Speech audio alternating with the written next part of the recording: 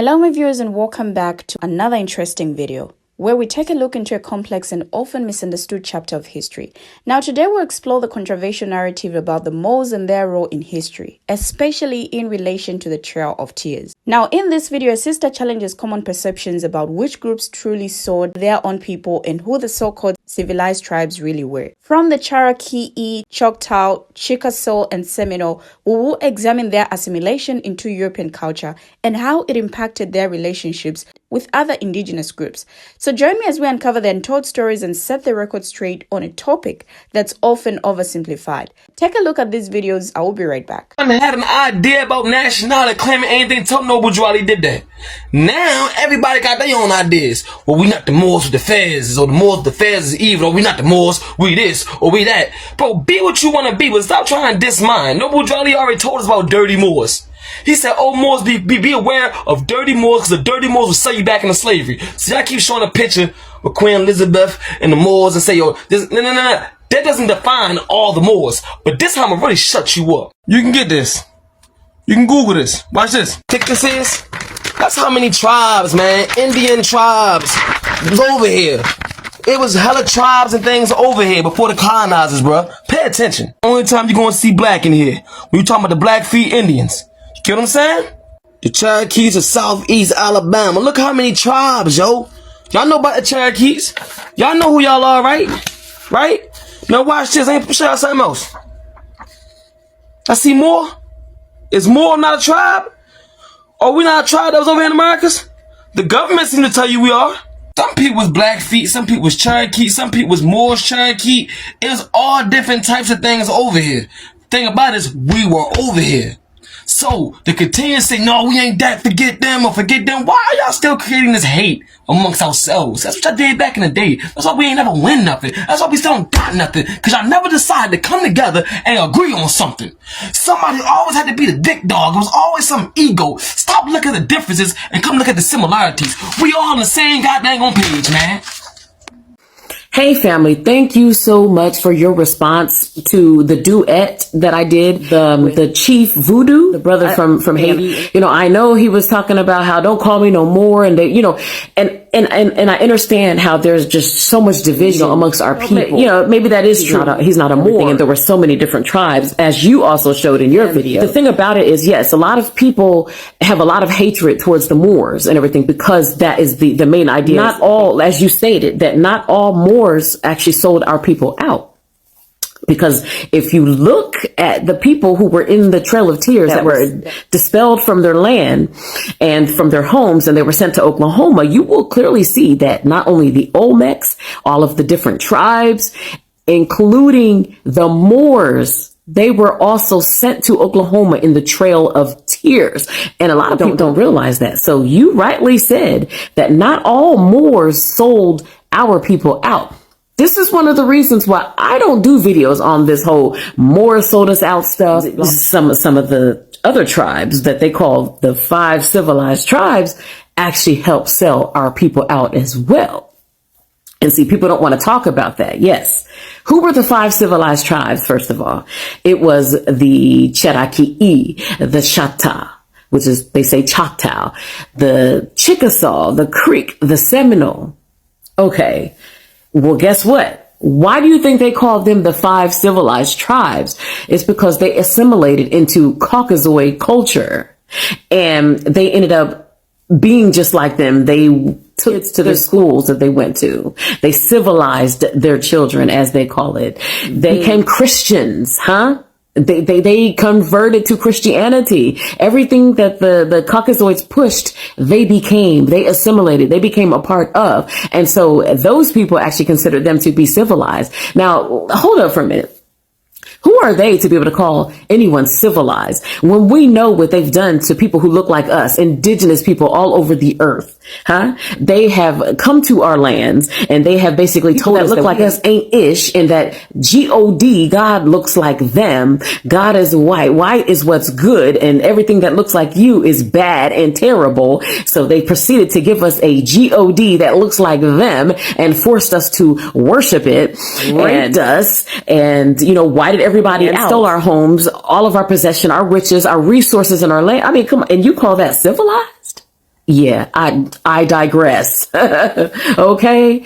And so they were called civilized and everything. And so there was just a bunch of warring going on between them and everything. And so a lot of them in those 5 so-called civilized tribes, they ended up actually selling out a lot of our people too. See, but people don't want to talk about that. They just want to talk about how the Moors are dirty more of this and dirty more of that and everything. And not realizing that the Cherokee, Choctaw, Seminole, all of them, they sold people out too. And they actually even held slaves. Yeah, something else people don't like to talk about. Look at modern day Africa. Look at how they are warring with each other. Look at all the fighting throughout the years have perpetrated amongst themselves. This is how we were over in America. The Americas, we warred like that. We were at odds. And this is one of the reasons why it was so easy, for them to penetrate us, and to end up subjugating us all as a result of us actually, fighting amongst ourselves. And still today, we're still fighting. Here we are over in America fighting for our true identity. And we have Africans hating on us and telling us, oh, you don't love yourself because you don't call yourself an African, not knowing the true history of what these Caucasoids have done to us and how they've actually erased our identity through paper genocide and changed our identity over and over and over. And I've shown this so many times in different videos and everything, but they take it personal that we're claiming our true identity back and try to say that we don't know what we're talking about. Like, why are you going to take it personal that these Caucasoids have stolen our identity and we're just claiming it back? Like, what does that have to do with you? Why are you so angry and upset for us calling ourselves who we really are, claiming our true identity? You see what I'm saying? So the warring continues. And until we get a grip of all that and we stop fighting and arguing and everything amongst ourselves, we'll be able to sit down and unite and conquer our true enemies. Because we're treating each other like we're each other's enemy. And I'm not going to sit there and talk down about Moors. I'm not about to do that, because we were all subjugated together and we're still subjugated together during this time. They treat us all the same. They're unaliving all of us in the streets when we're unarmed. They discriminate against all of us. The redlining, the black codes, the Jim Crow, all the stuff that they do to us, discriminated against us because of how our hair grows out of our scalp and won't let us get jobs or won't let us get promotions. And look, that's happening to all of us. So I say bump all this tribalism stuff, because that's all it is. No different than in Africa. It's a bunch of tribalism. Drop the tribalism. Let's all unite, come together, because we're all being subjugated by the same people. We have the same enemy in common, and get that through your thick skulls, people. We have the same enemies in common, and it's not each other. We need to stop brainwashed to think that we are all each other's enemy, and we need to look at the real enemy and go after the real enemy, Save some of that vitriol that you have for people that look like you and go after them folks. Go after them folks, the ones who have subjugated all of us, who have stolen Africa's resources, who have stolen all the resources out of America, that has stolen America's people and sent them all throughout the world, including into Africa, into slavery.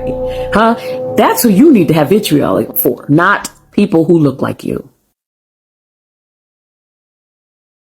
Now, the sister's commentary provides a critical perspective on the narratives surrounding the Moors and the so-called civilized tribes in American history. I want us to examine her points with empirical evidence, starting with the diversity of indigenous groups in the Trail of Tears.